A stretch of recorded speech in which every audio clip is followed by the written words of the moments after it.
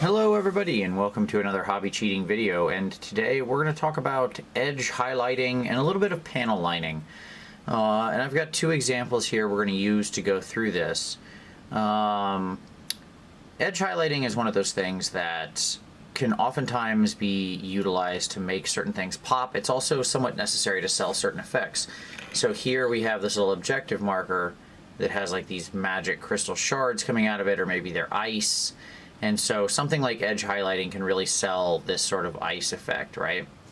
At the same time, when we're dealing with these sorts of armored characters like this, most commonly see it on things like Space Marines. This is just some random knockoff guy I used in a long ago video, but he'll serve us very well here. The reality is, what we find is that we want to be able to pick out the edges of these armor and make them pop up. Things like Space Marines are a great use for this. It's a way to make those panels really pop if you don't want to do a lot of large flat contrasts.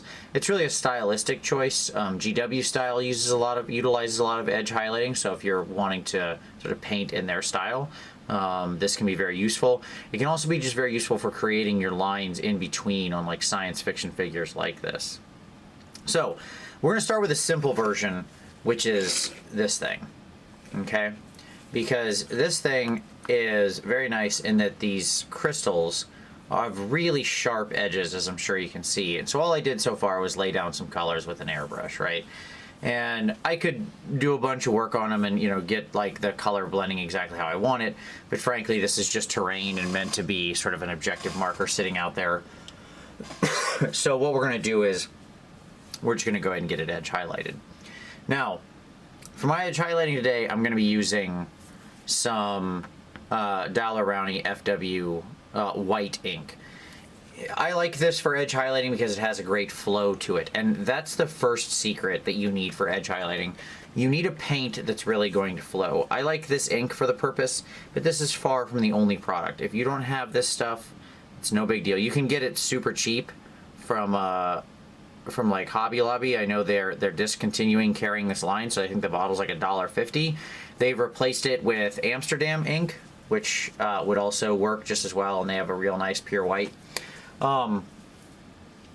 If you don't have any inks, if all you've got's white paint, then you want to get like a little Liquitex Flow Aid, or make sure you've got enough water in there to make sure it's really flowing.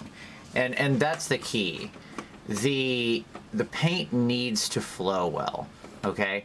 A good edge highlight comes from the fact that we're going to be able to just barely touch the brush to these angles and leave paint behind. So let's show exactly what we do here.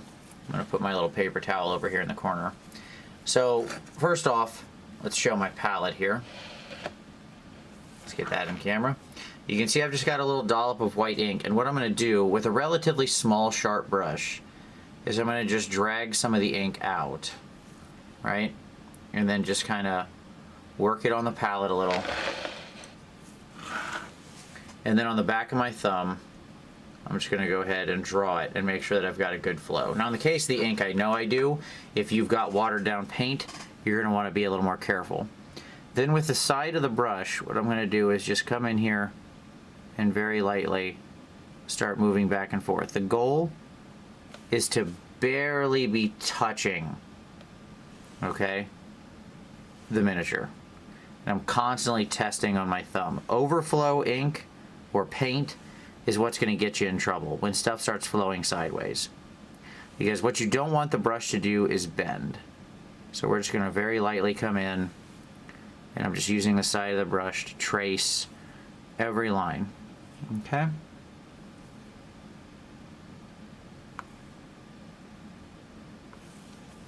So I just slowly work my way around all these lines. Like I said, this is a pretty easy example because these ice crystals have really sharp corners. We'll talk about the more challenging figure here in a moment where we don't have such hard to find sharp lines. Okay.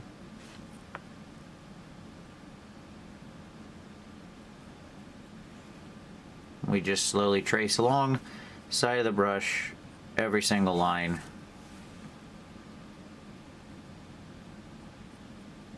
Now, your edge highlighting is naturally going to look the best where it's contrasting against something dark. So you see here how the dark part of this ice crystal, it looks nice when it runs from something dark to something light and sort of catches it out.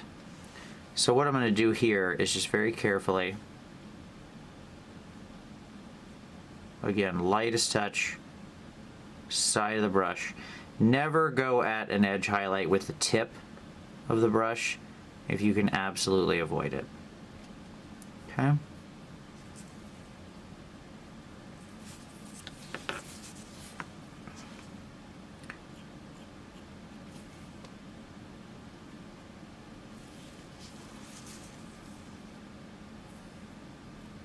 You can see I just work my way around and make my lines. And that's pretty much all there is to it. So the real keys are side of the brush, paint that flows really well, right? And then very, sorry, I was way off camera there. Side of the brush, and then very, very low pressure with a nice, easy flowing paint. Like I said, that's why I like this ink, because it's just naturally already doing that. I didn't have to add anything extra. There's no flow aid or anything like that. Right? Now, if you screw up, it's no big deal. Okay? One of the things that can happen with edge highlighting, which we'll show over here on this guy, is we might go like this and go whoop. Whoops. I'd got my brush a little too aggressive there and went to the side. Now, if you can catch that immediately when it happens, the right answer is I always keep another brush near me, because we're just going to wet that down and then try to pull it off, right? We try to just get in there and aggressively get it off of there. But if we can't get rid of all of it, okay, if there's still some left up there, then what we can do is we can just, what you want to do is just go in and grab your base color or something like it, you know, whatever, if you've got that blue, and you just want to bring that right back up there. So in this case, I can take my original blue, and you can resharpen your edges. And this is one of the best tricks. So if you're finding your edges aren't quite as sharp as you would like, okay?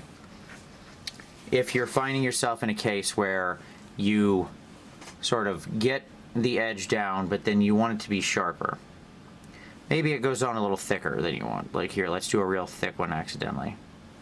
There you go. So you see how that looks nice and thick there? Or we go like this. Like it's just too heavy, right? It doesn't have that nice, sharp, crisp edge to it. No problem. Let that dry completely. And then what you do is, with your original color, you get back into that, which I'm going to take some of my thin blue here.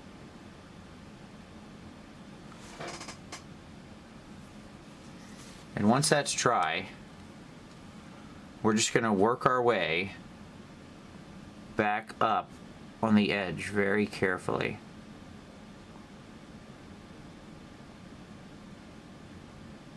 And we're just going to recut that edge.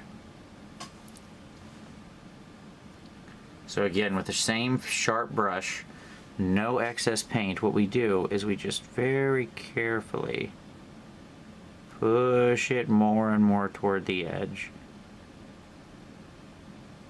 until we get a nice thin line, right? So we can effectively build our thin line out of that, right? So even though I started with it being quite thick, it was easy for me to then go back in with my original color, slowly build toward the edge, and thin that line out, right? Okay. Contrast can often be good, but you want to be careful when you're dealing with something like it needs to reflect the material. As ice, or whatever I'm doing here, whatever these power crystals are, an extremely high contrast edge highlight might be quite appropriate, right? Because it's meant to be the edge of something magical or be catching this reflection line of pure ice, right? But if I were to be doing the edge of a Space Marine's power armor, okay, then what I'm trying to show with an edge highlight is an actual highlight, not the light catch of a gem or something like that, right? What I'm trying to catch is just basically the light catching along the edge of the surface. And so in that case, I want to be a little more controlled about what I do. I don't want it to be as extreme as this. Okay? So you can see there how that looks once you get those edges on. Like I said, this is the easy case right here because these edges are so razor sharp. Now let's talk about a little harder case. Let's talk about our guy here. Okay?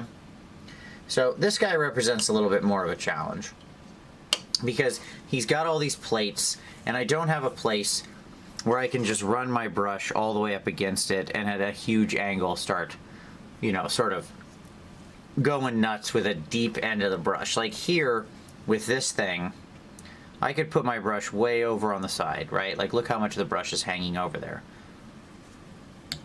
I can't do that here, right? Because if I go that, I'm just painting the model then, right? If I'm trying to get this shoulder. So at that point, we've got to have much more control with the tip.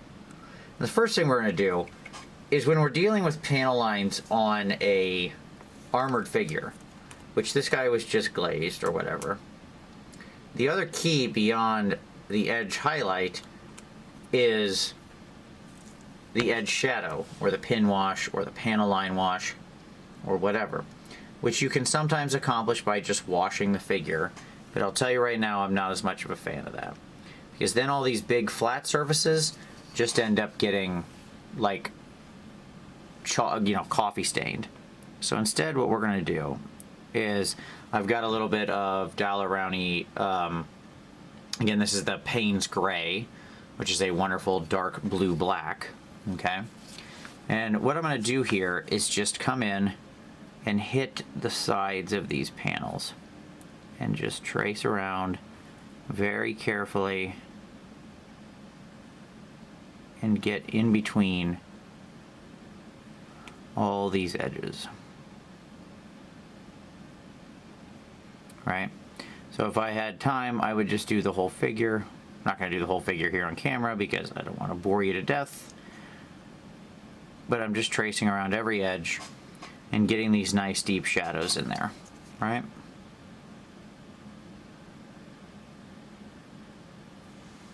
Okay, so now what we've got is that, and already you can tell the difference. Like, look how much different that looks now that those dark lines are in there, right? So like, look at this lower area here, and then let's go ahead and put our lines in. So again, same thing, getting the ink, wicking off the excess on my paper towel, testing it, and then I'm just going to go ahead and put a little ink right down the middle there, and then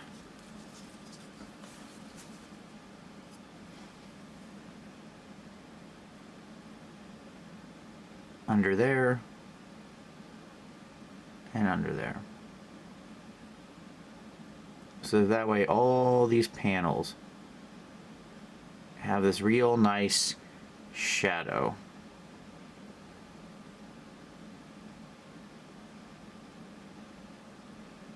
Creates that nice contrast. Okay? So what we end up with is something like that. Now, the next thing we need to do is edge highlight this guy. Now when you're doing something like this, he's in sort of this soft blue. What you want to do is take basically one step up from wherever you are here into your next lighter color. Now in this case, I painted this guy forever ago, so I have no idea what blue I used. So who cares? What we're going to do is we're just going to take some of our blue that I just used on the other guy. We're going to mix in some of our white, and we're going to get a light blue that looks pretty appropriate. Yeah, that looks close enough. Again, wick off the excess. And now here, the key is I'm going to stick toward the tip of the brush. And very carefully, at the right angle, I'm going to just trace it down. Right? I'm going to follow every edge with the tip very carefully.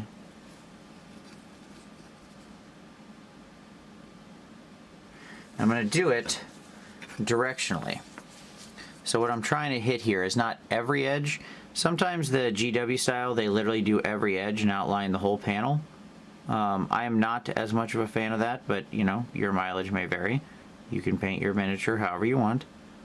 For me, I go for the top of the panels or things that are horizontal compared to sort of light, so that way, you know, they would naturally catch. Maybe extend that a little. Pick one side. All right. You notice I'm just using the tip, very light strokes.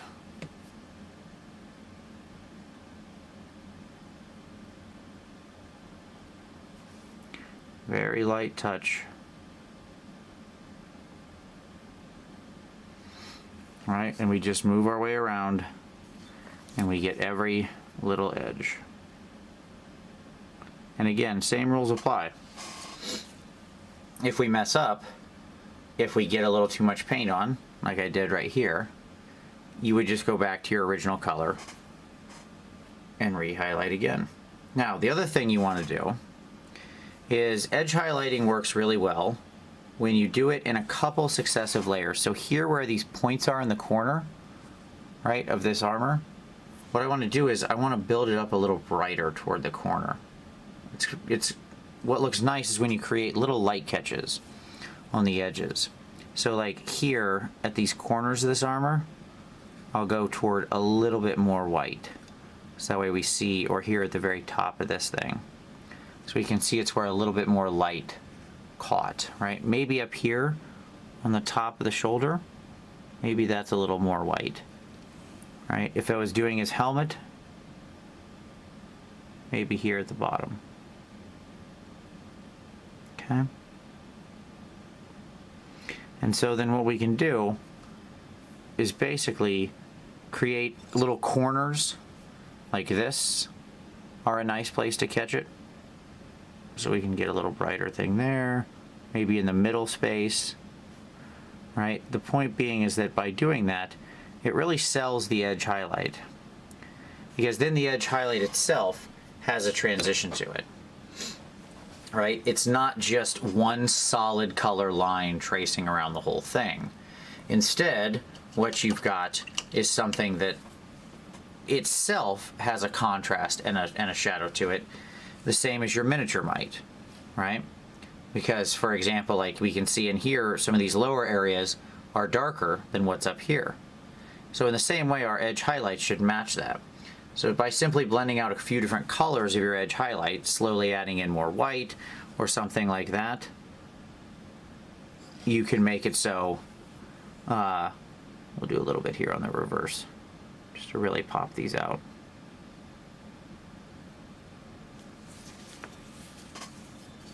You can really see then how those go out. You can also do a little under panel edge highlighting if you're going to take your top side and make it a lot brighter. So for example, if my highlight here on this corner, right, is going to be very white, then it's okay to get the bottom, because I've still shown that the brightest point is up here on the corner. And for our final touch, maybe we just touch the very corner, touch a spot here, and we catch like some pure white, right? And so there we go. So what we get is a real nice transition that runs the same way that that does. And we get, because we did the little panel lining first of making it dark here in this middle area, you see how you get this very high contrast between the dark shadow and the white highlight.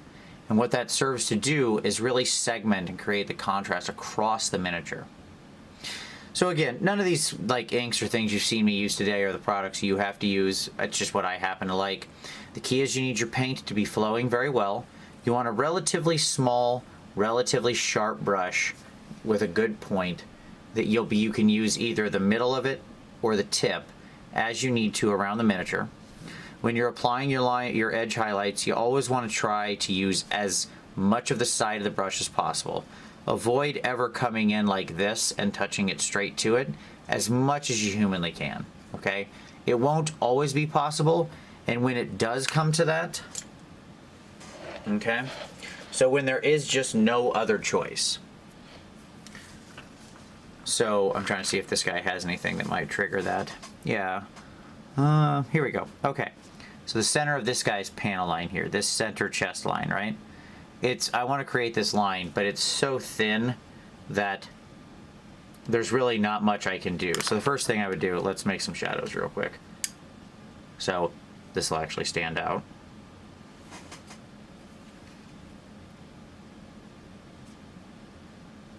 Okay. We just need to darken up one side of that so that way it actually will pop out.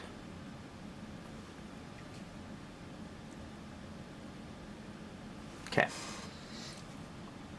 So now you can see, and by the way, you'll notice that like the first thing I did was make shadows. The reason I made the shadows is because the light will reflect much stronger against it. Okay. So here I'm going to start with a relatively strong highlight so it shows up well on camera. So I'd start with the normal stuff. That is to say, I would start by edging it, right? I'd take this lower side.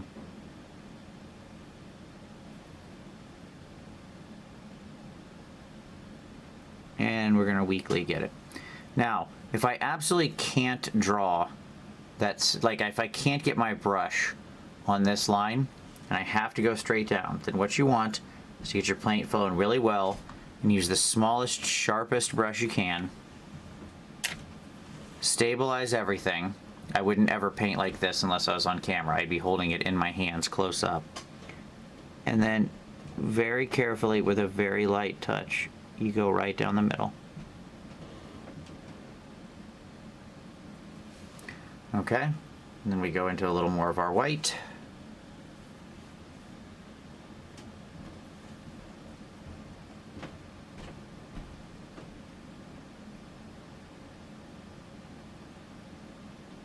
Okay, and so then what we get is a nice sharp line. Now again, remember our tip, if you ever get a little bit to, sort of spillover, as is very possible when you're trying to use the brush straight on, the key with that straight on is the lightest possible touch. But if you get a little spillover, no big deal, you just go back into your original blue. And then we very carefully, right,